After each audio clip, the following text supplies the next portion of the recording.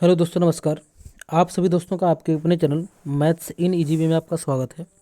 जैसा कि आपको पता है, इस चैनल पे आप लोगों के लिए मैथ की क्लास आती है और इसमें आप लोगों के लिए एनटीपीसी 12th यानी कि अंडर ग्रेजुएट लेवल के क्वेश्चन कराए जा रहे हैं, जो कि आपके 100% एग्जाम बेस्ड क्वेश्चन है और आज इसमें आपका सेट नंबर 3 है। तो अगर आप लोग चैनल पर नए हैं तो वीडियो में लास्ट तक बने रहें और अगर वीडियो अच्छी लगी तो लाइक कीजिएगा और चैनल को सब्सक्राइब कीजिएगा, जिससे कि आपको एग्जाम में हेल्प मिल सके।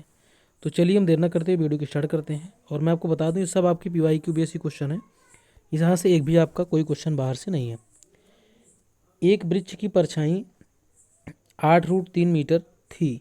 यदि उस वृक्ष की चोटी का उन्नयन कोण 30 डिग्री हो तो वृक्ष की ऊंचाई हमें यहाँ पे बतानी है। मतलब ये क्वेश्चन क्या है, इसको समझिएगा ध्यान से। यहाँ पे क्या है, इसका पहले हम फिगर बनाते हैं। यहाँ पे ये हमारा है, ये वृक्ष है, ठीक है, ये वृक्ष हमारा है। इसके बाद इसका यहाँ पे कोण जो हमें दिया है 30 डिग्री, ये दिया है 30 डिग्री। और इसके बाद इसकी परछाई का मतलब ये हमारा है, यहाँ पे 8√3 है ये परछाई इसकी, ठीक है। और हमसे पूछा हुआ है ऊंचाई, यानी कि ये हमसे पूछा हुआ है, ठीक। अब हमें ये देखना है कि इसमें किसका किसका यहाँ पे रिलेशन चल रहा है। जैसे यहाँ पे आधार और लंब का चल रहा है, आधार और लंब का, तो यहाँ पे हम tan या फिर cot यूज कर सकते हैं। तो हम यहाँ पे यूज कर लेंगे tan। तो tan कोण कितना हमारा 30 डिग्री, tan 30 बराबर लंब बटे आधार, लंब कितना हमारा h है और आधार हमारा कितना है 8√3 है। कितना है 8√3 है।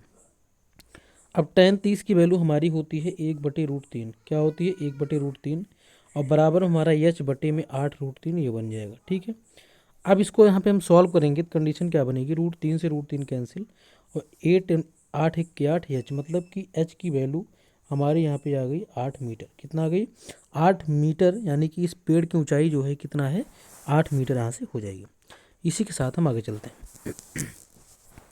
अगला क्वेश्चन क्या है, चलिए इसको देखते हैं। इसमें यहाँ कह रहा है, इस क्वेश्चन में कह रहा है यहाँ पे 6 धनात्मक संख्याओं का औसत 10 है। यदि एक संख्या निकाल दी जाए तो औसत 9 हो जाता है। निकाली गई संख्या यहाँ पे क्या है, ये हमको बताना है। तो जैसा कि आपको पता है कि जैसे जितनी हमारी संख्या है, जैसे 6 संख्या है और इसके औसत को अगर हम गुणा कर दें तो इनका हमें योग मिल जाता है। क्या मिल जाता है, इनका हमें योग मिल जाता है, ठीक है। तो यही हमें यहाँ पे करना है।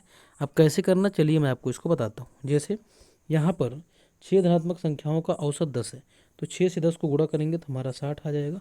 अब ये कह रहा है कि ये तो संख्या निकाल दी जाती है, मतलब संख्या 6 थी 5 बची और 5 संख्या, एक संख्या निकाल दी गई 5 बची और इसका औसत 9 है, तो ये हो जाएगा 9 5 45, ये हमारा 45 हो गया, ठीक है।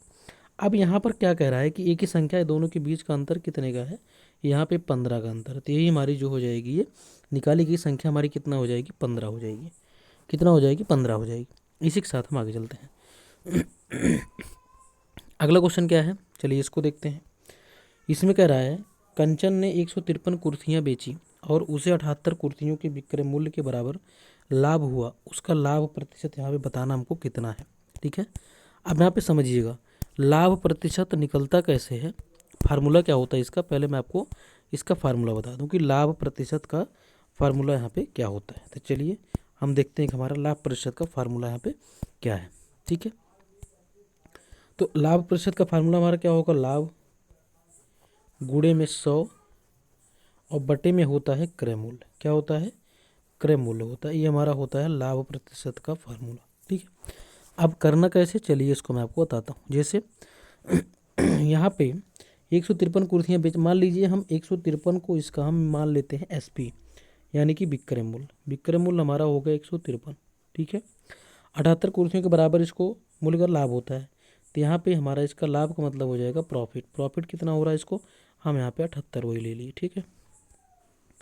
अब यहाँ पे जब हम CP निकालेंगे CP, तो यहाँ पे CP कैसे निकलेगा, यानी कि क्रय मूल्य जो हमारा है ये निकलेगा जब हम विक्रय मूल्य से लाभ को माइनस करेंगे। तो इसे जब माइनस करेंगे तो 13 से 8 गया 5 और यहाँ पे कितना बचा हमारे पास, यहाँ पे 14 से 7 गया 7, यानी कि 75। कितना 75 बचा यहाँ पे, ठीक।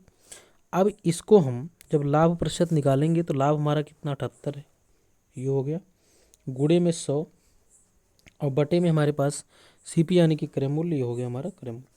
अब चलिए इसको हम सॉल्व करते हैं। 25 चौके 100 और 25 तियाँ 75, ठीक है।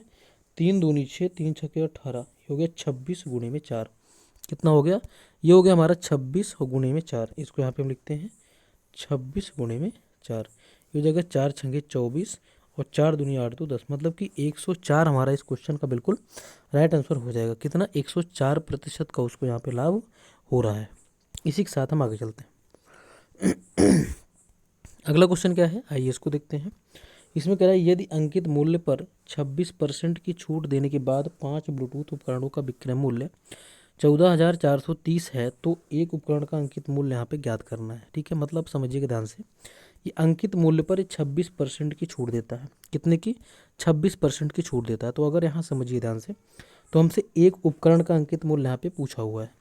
तो ये हमारा है 14,430 ये विक्रय मूल्य है, यानी कि छूट देने के बाद। तो इसको हम अगर यहाँ पर 5 से इसको भाग करेंगे तो हो जाएगा 5 8 40, 4 44, 5 8 40 और 5 छक्के 30, मतलब कि 886। यहाँ पे सॉरी ये 14 है, 1 मिनट, इसको हम फिर से करते हैं। यहाँ पे हमारा हो जाएगा ये 5 से इसको भाग करेंगे, 5 दूनी 10, 4 14, 5 8 40, 4 44, 5 8 40, 5 छक्के 30, मतलब 2886। कितना? 2886। इसको हम यहाँ पे लिखते हैं 2886। ये हो गया 2886। इसका क्या हमारा एक ब्लूटूथ का विक्रय मूल्य है। अब इसी में 26% की छूट है, तो अगर 26% की छूट दिया है तो लिया है कितना? तो 26 4 30 और 70 30, यानी कि 74। तो इसको हम क्या करेंगे? इसको 100 से गुणा करेंगे और इसको हम 74 से कर देंगे भाग। कितने से? 74 से भाग कर देंगे। यही हमारा इसका करने का तरीका है। चलिए इसको अब करते हैं। कितना हो जाएगा? 2 तिहाई 6 और 2 सत्ते 14। ये कितना हो जाएगा? 2 1 के 2, 2 1 के 2, 2 चौके 8, 2 चौके 8 और ये 2 तिहाई 6। ठीक है, ये हो गया। अब यहाँ से इसको आपको आराम से सॉल्व कर लेंगे। यहाँ से आपको इसका जो है ये वैल्यू आपकी मिल जाएगी कि एक उपकरण का अंकित मूल्य यहाँ पे क्या होगा। तो मैं ऐसा करता हूँ कि यहाँ तक आपकी समझ में आया होगा। तो आज के लिए इतना ही। बाकी इसी प्रकार की वीडियो पाने के लिए चैनल सब्सक्राइब करें। नमस्कार।